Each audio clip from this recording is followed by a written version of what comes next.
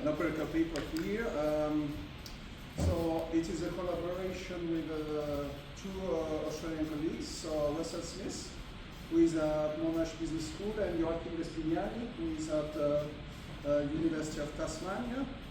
So in this paper, what we do, we try to estimate the reaction of the price of several critical minerals to geopolitical risk.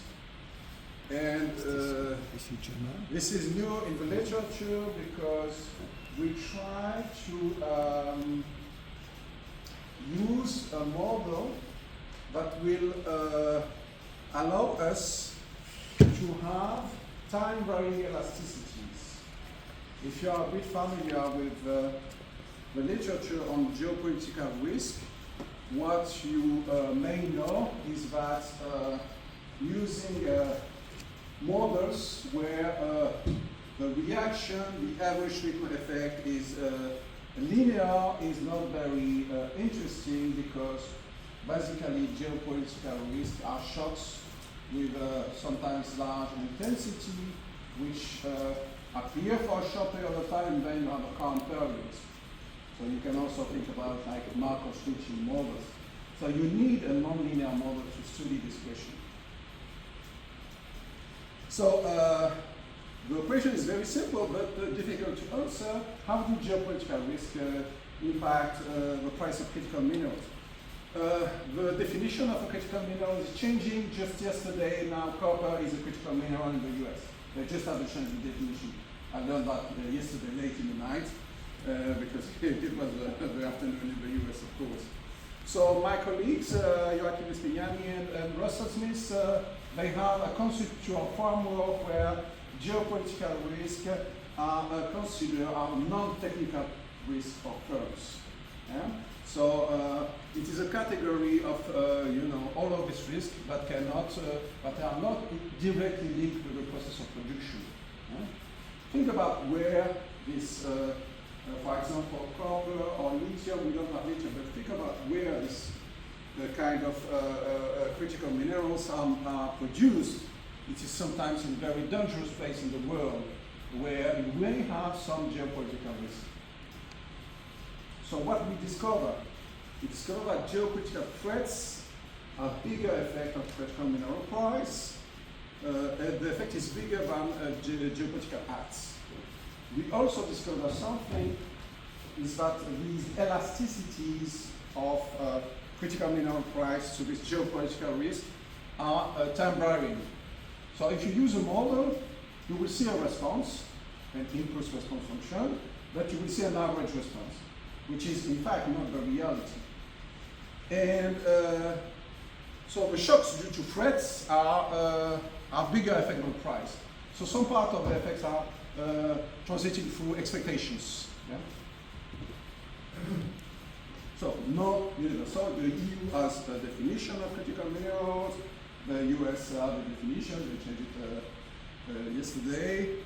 So where these minerals are, so here you have a map coming from the International Energy Agency, where you see that the production, the mines are not homogeneously distributed around the world. You may focus on the copper mines. You have some in Africa, some in South America, in Chile, and some in China. So this is something, the production is concentrated in a few countries. So the preview of the results. So on the left, on the right-hand side, sorry, we have in orange, we have the maximum response of the price of critical minerals to these kind of shocks. So you have three bars. So you have the GPR index, which is the global index, the GPRT, which is the threats, and GPRA, which is the acts. So what you can see is that the copper is reacting very strongly to these kinds of risk, to this category of non-technical risk of flows. And if you use, in this bluish color, if you use non-traveling local projection, you underestimate the response. Yeah? So we need this kind of econometric tools to understand what is happening. So I will skip a bit the literature overview, but there is some papers that started into this literature, and with the environmental transition, we need to extract more critical minerals and then produce renewable energy. There is a lot of literature on that, and we are contributing into this trend. So what we have here is we build on the previous work of my co-author, Joaquin Signani and Russell Smith, to consider how this kind of non-technical risk will impact the company in the process of production. So now it is, so we have, it's not a fully theoretical model, but just a conceptual framework. So in this presentation, I will focus on copper because we have 6 set of results. It's very big, all the results are very good, except for platinum, I'll come back on that. And so the mineral demand for clean technologies is expected to increase. So here the copper demand, so which will be driven mainly by electricity networks and solar panels. The thing is, projected demand is expected to be much higher than supply. And the supply, unfortunately, is concentrated in very small number of countries. So you have, for the mining, the main country is, you have Peru in light violet, you have Russia in green, you have Democratic Republic of Congo or in yellow, and China in orange. And almost all the refining is done by China. So now we begin to understand that maybe geopolitical risk will matter into setting up the price of these minerals. So what do we do? What we have?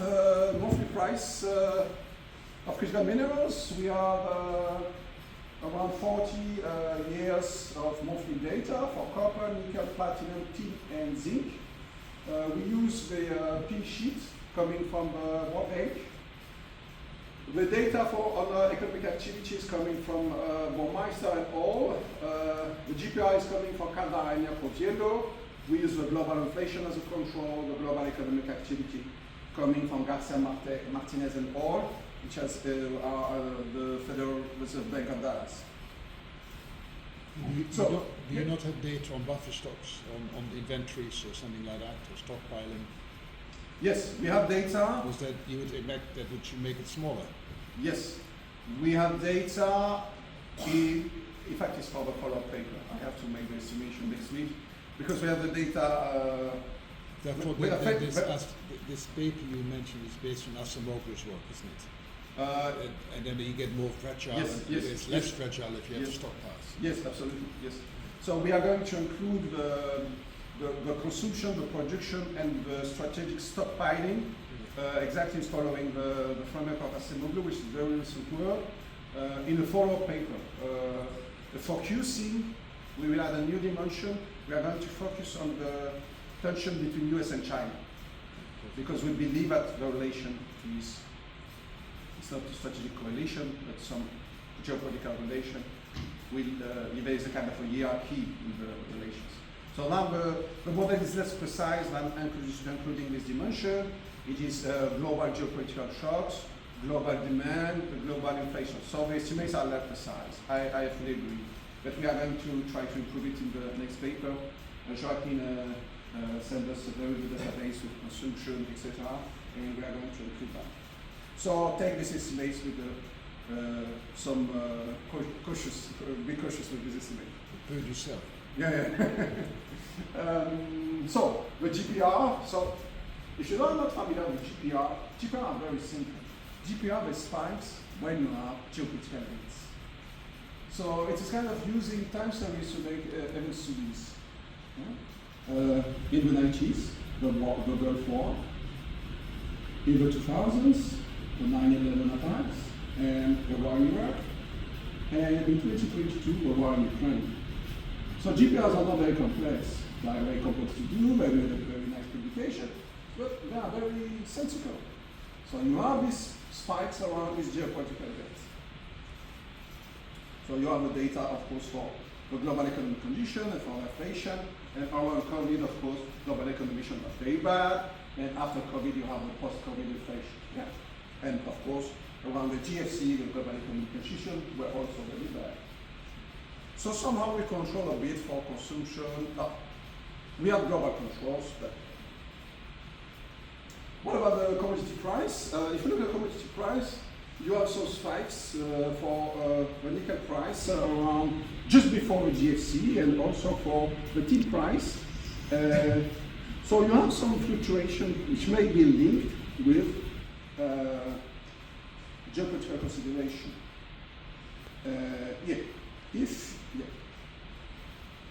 So what am I going to do? To estimate the propagation of a shock into a system of economic inflation, you have, which is called in the macroeconomic jargon, an impulse response function. You can use two main methodology, the VER methodology and the local projection methodology. I will use today the local projection methodology, but both are very close. What is good in what we are doing in this paper is that we have the possibility of estimating the propagation of the shock and to consider when the shock arrives. When you have a geopolitical shock coming into a period where the tension is very high, how the price of the critical mineral will be high. So that's why this paper is perhaps good. I will not have time to the discussion VAR versus LPs, but we can. So we have first, so CMS is the price for the critical minerals. We are going to identify a shock. We are not going to use directly the GPR index. We are going first somehow to clean the GPR indexes from the influence of the global demand, the influence of global inflation, and the recursive influence of prices. Yeah? Because you may, of course, think that GPRs may be, I mean, some of the GPRs are unexpected. 9/11 is not expected, because if you expected 9/11 is bizarre. Yeah? Some of them can be expected, like the war in Ukraine, but more or less they are unexpected. So we identify a shock first in the VER, which is the epsilon GPR here, using a recursive ordering, and then we are going to make a shock on this series of somehow exogenous GPR. But we can also argue, we can also push using directly the GPRs, but I think this approach is safer. So the controls are global economic condition, global inflation, and of course we are going to use the prices, the line of the prices. So you already saw the mean responses, the maximum responses. Let me dive in on the copper price. So when you think about critical minerals, say, oh, critical minerals are these bizarre things in the element table, finishing by ion, dysprosium, blah, blah, blah.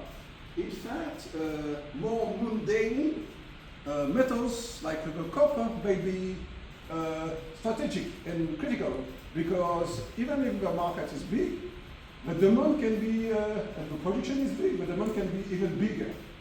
So you have this quote, very recent quote in The Economist, which in fact everybody is obsessed by, and in particular Donald Trump is obsessed with critical minerals in Greenland, that copper can be a critical mineral. So the criticality of a mineral can be subjective and depending on the economic conditions. So here, VER stuff, so you have the shock and the reduced form shock. So if you are a bit familiar with the VER literature, basically the reduced form shocks, you cannot have a causal interpretation, which is in blue, and the structural shocks, you can have a structural causal interpretation, because basically you have orthogonalized the series of the blue series. You have to believe in time series identification, which is not widespread sometimes among microeconomists. So the response of a shock. So here is the average response of a shock, the average response of the price of copper. Okay. We use the log, so it's this. So at the beginning, the response seems to be 0 and non-significant, because we are first mixing demand and supply influences. Why? Because when you have a GPR shock, you have an impact on the supply, which can be perceived as more difficult to have a risk on the supply side, but you have also a risk on the demand side because the customer sentiment will be affected. After 9/11, the Fed has to reduce the interest rate to sustain aggregate demand. But as soon as time passes, we see that the demand consideration is vanishing, and then you see that it is the supply that drives the result, and we found the same results of this increase in the medium run of geopolitical influence of the geopolitical shock on the price of critical minerals, and the response is also similar for the oil. There is some papers on gas, and I think they also. So for people who are working on the environmental transition, they have to consider these geopolitical shocks. And so you don't look at any supply chains, just the prices. You don't have any data on the supply chain disruptions and all that stuff, or is that's too difficult to have those data? Actually, we now have this data, production per country, so we have them. We are going to use them into the next. Expect a kind of network thing. Yes. Actually, we don't need to go too much into the network thing because the production is really concentrated into a very but not the processing. So you have the mining maybe in Zambia or whatever. Yes. But the processing may be done in China. Yes. So that's why in the next paper we're going to focus on the relation with China. Because in terms of social acceptability, we cannot do the refining in Europe. It is, refining industry is awful. The social conditions are awful. So we cannot do it into democratic societies. So we're going to do it in India or China. That's another layer, but that's a very good problem. Fully agree. So we use the time-varying local projection introduced by Barbara Grossi, which is an econometric tool. But this econometric tool will be useful in terms of our policy making. So basically, we decompose the average response, and we have a response which is well fitted to see if there are some instability, So now we are going to see the response after GFC. So after GFC, it seems so in black we have the average response. And here in green you have the response after GFC. So what we can see is that the elasticity of the price of copper after GFC was smaller than the average response. So if it is the average response, they should have response which are higher because we cannot have only value below the average. So what we are going to do now, we are going, because we have a system with 3 dimensions. You have a reason, you have a time, and you have a parameter. That's a nonlinear model. So we are going to fix 1 dimension. We are going to look at the 40th month. Okay? So we're going to look at the major moment response. And we are going to see if this response is stable across time. The answer is that the response is not stable. So what you can see here is the decomposition and the reordering of what you see at the 40th horizon. So at the 40th horizon, the elasticity is fluctuating between 0.03 and 0.12 or 0.11. It is exactly what you see here. So the elasticity is very big during the Gulf War. During the Gulf War, you have the spikes here. The elasticity of the price of copper to the geopolitical risk induced by the Gulf War was very big. And at that time, we have to mention that is that something that the meta markets are much more fragmented by the oil markets. So the level of financial integration is not the same. What is very interesting is that the 9/11, which is also a very big shock, we don't see this reaction of the price of copper. So if you're a policymaker and you have an advisor and say, oh, the price of copper reacts in the same way to the geopolitical risk, this data do not support that. This data support, the thing is, the elasticity is time varying. So maybe the policymaker will not be happy with that, but it is what the data tells. So maybe it adds an extra layer of uncertainty, but it is truly what the data tells us. So sometimes, so it adds more uncertainty into the story by saying, okay, sometimes the price of oil reacts, sometimes the price of copper reacts, sometimes not. So that's what the data, if you have a data-driven approach like me. Okay. So, just to conclude and not spend too much time here, so we use an econometric methodology that allows to see if the elasticity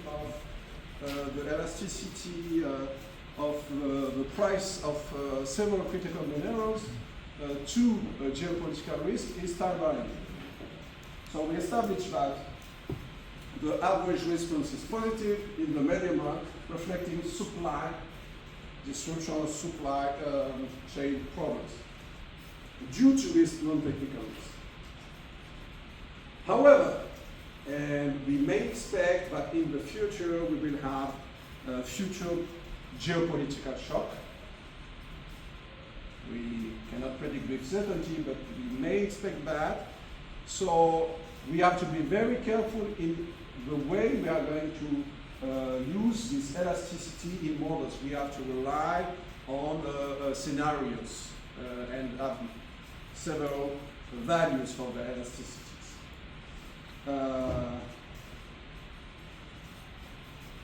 That's it. Thank you very much.